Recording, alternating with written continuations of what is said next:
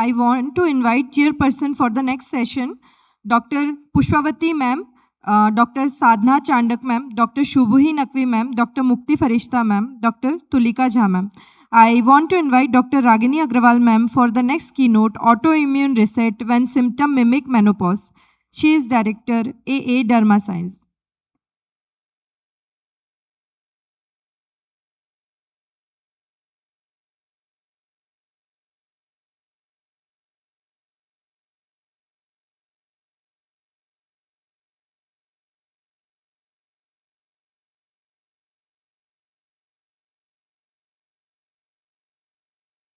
Hello everyone. I think everybody is waiting for the food, but I'm going to speak. I'm so sorry. Coming to Raipur is like coming to home. And, I think it's my 7th or 8th visit in last 10 years.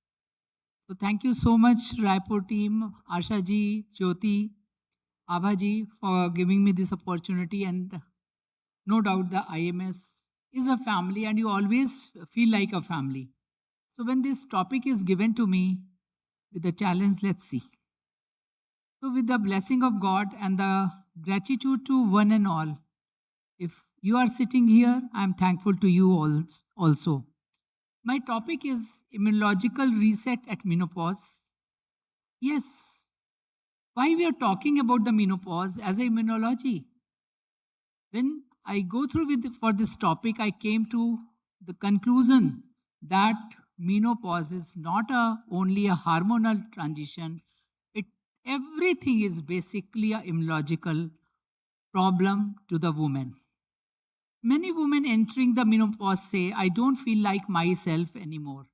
It's a common line. Even our president, Dr. Sudha Sharma, when given this wonderful oration, she also quoted more or less the same thing.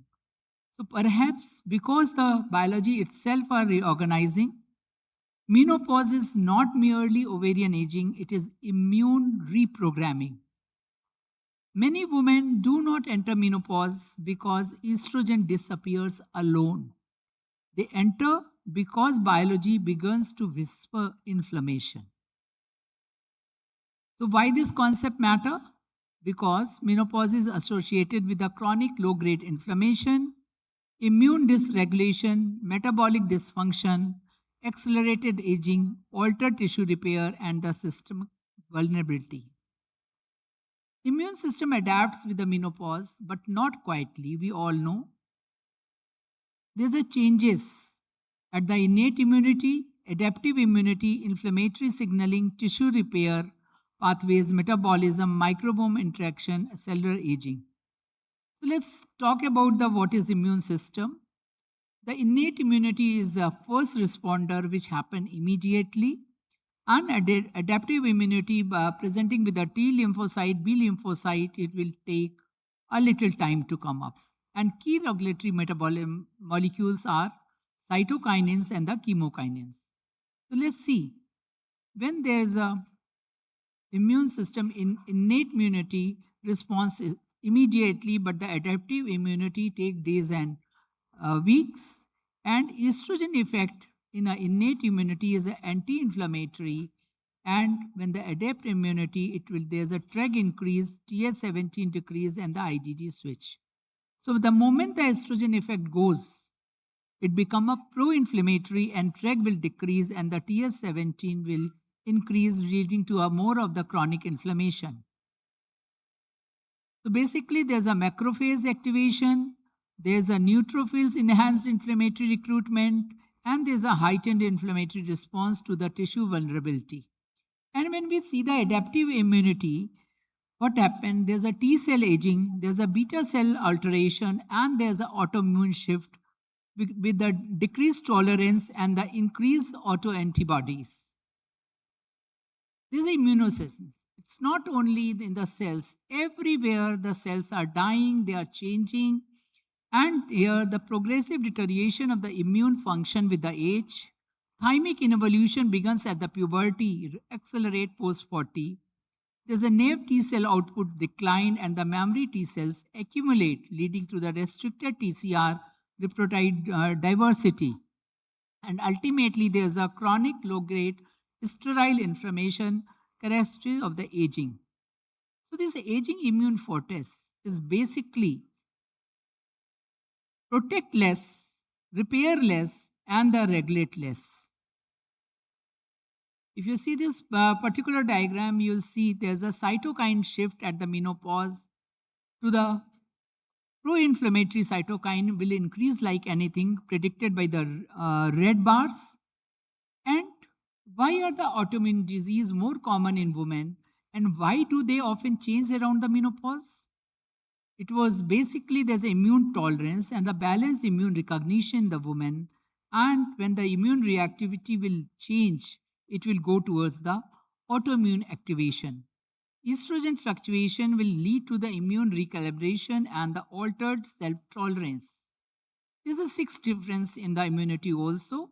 Women mount the stronger innate and the adaptive immune responses, higher baseline immunoglobulins in females, greater TR7 and the 9 signaling, but the post-menopause, this immune advantage is substantially diminished. When you see this diagram, you'll see that sex-based immunological difference between the male and female, all purple line depicting the woman as a more of the autoimmune risks, NK cytotoxicity, CD4 CDB ratio, type I productivity, everything is more common in the females. So whenever there's a decrease, estrogen lead to the change in the inflammatory signaling, and in estrogen presence lead to the immune balance and the protection. But when it withdraws, there's an immune activation and the decreased inflammation. And what we see as a clinical consequences, there's a fatigue, pain, bone loss, vascular dysfunction, and the metabolic changes. So this busy slide shows the whole the recalibration cycle which we experience at the menopause. And it is a bidirectional. One thing changes and it affects everything and leading finally to the cellular aging. So estrogen receptor, there's a alpha receptor, beta receptor, and the GPR30, which is non-genomic. And finally, post-menopause, when the E2 decreases, all these pathways impaired, leading to the pro-inflammatory phenomena. Estrogen is more than a reproductive hormone. It is an immunomodulator. It influences cytokine balance, T cell regulation, endothelial function, mitochondrial health, bone remodeling, and the neuroimmune pathways. It has a proven action on the B cell biology, T cell regulations, and the innate immunity. Net cytokine effect of the E2 is more of an anti-inflammatory and the decrease in the pro-inflammatory. Friends, menopause is not one hormonal deficiency. It is a loss of the biological coordination in the woman's life.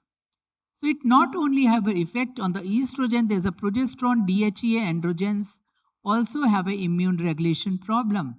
We know that the progesterone is a strongly anti-inflammatory in the reproductive physiology. DHEA is a decline 80% and the free testosterone decline 50% to the 60 years of the age.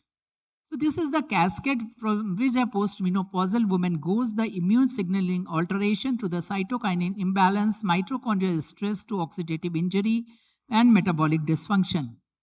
And this mitochondria and oxidative stress is basically there's a leading to the impaired energy production, reactive oxygen species increases, cytokinins and the signaling pathways activated, and ATP decrease, repair decrease, and the function decreased. Gut microbiome, everywhere we are talking, yes, estrogen is also the estrogen and the gut microbiome and the systemic immunity has a triad which is going to affect the every system. So menopausal immune reset is basically a E2 drop from 100 to 300 picogram to the less than 30 picogram per ml. FSH will increase to more than 40 ml, LH elevated. Average age of the natural menopause, we all know in the Indian is the 46 years, and POI is increasing day by day. So we have to break this cycle of the anti-inflammatory lifestyle, nutrient-dense nutrition, movement and the strength training and stress management and the restorative sleep and the microbiome support and the targeted therapeutic and the personalized care. So if you see this diagram, it is very clear. There's a TH1 is increased, IFN by excess leading to the autoimmune activation, TH17 increase and decrease. The increase in the RNKL is the bone loss and the synovitis, and TEG decrease leads to the self-tolerance breach. So B cell deregulation and auto and antibody production, how it is going to affect the E2 loss is reduced beta cell lymphopoiesis in the bone marrow, and the regulatory B cell is less than IL-10 production. Natural killer cells and the innate lymphocyte cells are also going to change, and NK cells express ER alpha receptor directly regulated by E2, and ILC1 is E2 suppresses, and the NK dysfunction linked to the increased cancer incidence post-menopause, reduced influenza and immune clearance, impaired surveillance of the EBV, CMV reactivation, and MST restores partial NK cytotoxic function. And not only this molecular switch, which is known as the LRP3 inflammation, is basically postmenopausal. Its hyperactivation drive to the cardiovascular plaque inflammation, neuroinflammation, and the bone marrow inflammation, and metabolic inflammation. So we came to the conclusion the bone loss is also because of the changes in the immunology. Then there's the epigenetic programming of the menopausal immune system. Menopause alters DNA methylation. Epigenetic study shows the postmenopausal woman shows the accelerated immune aging. So this chronic low-grade inflammation will lead to the vascular aging, osteoporosis, insulin-resistant frailty, and the cognitive decline. It affects brain, blood vessels, bones, pancreas, and the muscles. And there's a cytokinin rewriting of the menopause. And key mediators are the IL-6, TNF-alpha, and the CRP and the FC1. And they have effect like the immune dysregulation, oxidative stress, and the metabolic dysfunction in the postmenopausal woman. If you see a small red round, that is a young woman, and how many-fold increase in the disease risk across the organ system is shown by the red round, where the macrophages form cell track decrease in the plaques, and everything is changed in the woman. So coming to the osteoporosis, we know that the 50 million osteoporotic women in the India, and basically what happened, there's a decrease in the OPG, that is the osteoblastic activity, with the increased RANKL activity, that is the increase of the osteoclast activation, and the bone reabsorption is more than the formation. Then this bone mass cascade will occur with a decrease in the estrogen, increased cytokinins, osteoclast dominance to the trabecular collapse to the fragility fractures. Sarcopenia is another thing which we are discussing. It is also immune aging. Because of the IL-6 and the TNF-alpha, the muscle protein breakdown, more of the catabolism and less of the anabolism, leading to the muscle wasting, weakness, frailty, and the falls. Metabolic syndrome, we have listened in detail with Dr. Abha Singh. I'm not going to talk about it, but we know that the adipose tissue immune remodeling also occur from the gynoid and the macrophage crown-like structure, CLS, in the visceral adipose, leading to the M1 and the M2 decrease, and these also lead to the visceral fat LPS from the dysbiosis. So this adipose tissue we all know is an immune organ, and visceral fat secretes IL-6, leptin, and TNF-alpha, and finally it leads to the insulin resistance, cardiometabolic risk, and the chronic low-grade inflammation. And this transition will basically metabolism and the immunity are biologically interconnected. Coming to the cardiovascular inflammation, women's CVD risk rises sharply after the natural menopause, we all know. And what happened basically, the macrophage infiltration of the arterial intima, oxidized LDL acts as a damp, and the IL-1B and IL-1S from activated macrophages destabilizes plaques. And at the end, what we have are endothelial dysfunction, vascular stiffness, and the plaque instability.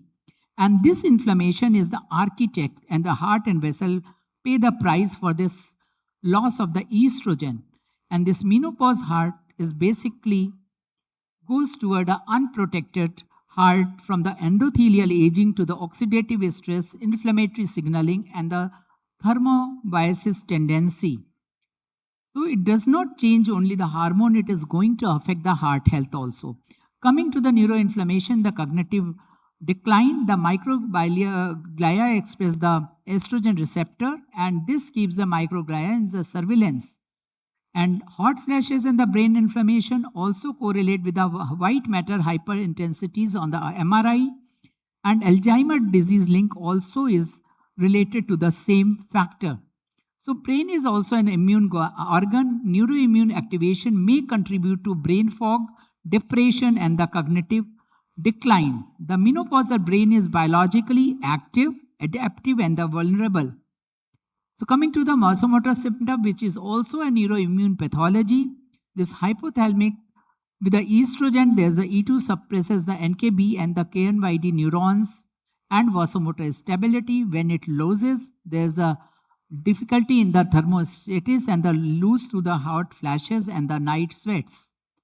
Effect on the sleep and stress and the immune biology is there, going as a poor sleep, cortisol imbalance, and inflammatory pathway, fatigue, metabolic dysfunction, or the nutshell. When we talk about the autoimmune disease onset at the menopause, India has a rising prevalence of the autoimmune thyroid disease in menopausal women. Rheumatoid arthritis often flares at menopause, and it is because of the loss of the TREG-mediated tolerance, polyclonal B cell activation. So clinical consequences is autoimmune disease as menopause. If we see rheumatoid arthritis, SLE, orthomatis, thyroiditis, Crohn's disease, multiple sclerosis, and the primary seasons, they all increase during the menopause. Then there's the impaired cancer immunocirculation in the postmenopause. That's why we have more of the cancer in the postmenopausal women. Coming to the genitourinary syndrome of the menopause, yes, it also has the immune dimensions, and vulvovaginal mucosa is rich in the immune cells, that is the DCs, macrophages, T cells, IgA plasma cells, and when there's a immune changes in the GCM, there's a decreased Langerhans cells, decreased secretory IgA, and increased local IL-1B and the IL-18, and leading to the changes in the microbiome and the immune axis. Coming to the gut microbiome, the gut harbors 70 to 80% of the body immune cells, and it really have a very bad effect. There's a microbial diversity, gut permeability, and immune signaling alteration, and affects the woman. Then the therapeutic intervention, if I come, the MSG is the most effective treatment for the menopausal symptom and the immune reset, and the estrogen replacement restores this, but it is not allowed as such. Can MSG modify immune aging? Yes. MSG has the potential to rebalance the immune aging by the endothelial support, cytokinin modulation, bone protection, and the metabolic stage. We know the timing hypothesis, 10 years to the post-menopause, we can continue. And Mediterranean diet, omega-3 fatty acid, phytoestrogen, botanicals, exercise, and the sleep. So nutrition, when we talk about the nutrition, there's a Mediterranean diet, protein optimization, omega-3 and phytoestrogen. Exercise is a biological therapy which improves the muscle biology, insulin sensitivity, mitochondrial health. Sleep is also a repair biology, and we have to give the vitamin D, zinc, and the immune restoration. Psychoneuroimmunology is very, very important. That's why we talk about the mindfulness and everything. Psychological stress increases the neuroendocrine immune imbalance. So we have to see about the yoga, CBT, and the social. Vaccination at this time is very necessary, although optimization is very less in the menopausal woman. Gut microbiome as a therapeutic target is being introduced as a probiotic, prebiotics, and there's a coming as a targeted immunomodulatory agents, which are the emerging therapy. And these are considered the biomarkers of the immune aging. So friends, artificial intelligence is going to change our whole biological ages versus the chronological aging. Regenerative medicine and the immune modulation from chronic inflammation to tissue repair. Really, it is going to work a lot with the PRP, exosome, stem cell secretome, growth factor therapy. And I do all these things. I know it is going to affect, is really a wonderful thing in the management of the genitourinary syndrome. So there's a new paradigm of the menopause care from the integrated system to the biology model. Menopause woman is not just a menopausal woman. She is a volatile, changing, sitting on a dynamite. We have to see everything. To conclude, immunology reset is real. It is an immune inflection point. Lifestyle is the immune medicine. Pro-inflammatory shift drives disease. Precision immune phenotyping is the future. MST is immunology therapy, and the Indian women need our attention. MST, when appropriately prescribed, is an immunomodulatory intervention. Indian women deserve evidence-based, culturally informed, and the menopausal immune health care. These are my references. I will finish by this quote: a woman entering the menopause is not biologically failing. She is adapting throughout one of the most profound systemic transition in the human physiology. The future of the menopause medicine will not be defined only by the replacing hormones, but by understanding how women biologically adapt, remodel, and age. Thank you so much for your patient hearing and for giving me the 1 minute. Thank you so much. Topic, nicely elaborated. Congratulations. Topic, nicely elaborated. Congratulations. Asha ji ने दिया था. Hello. Just clarified that everything is changing. The way we understand science, the way we understand the human body is also changing. And definitely, information is one of the very important changes that happen during menopause. Many evidences and papers are coming in that regard. So, thank you very much for elaborating all of that. Thank you, madam.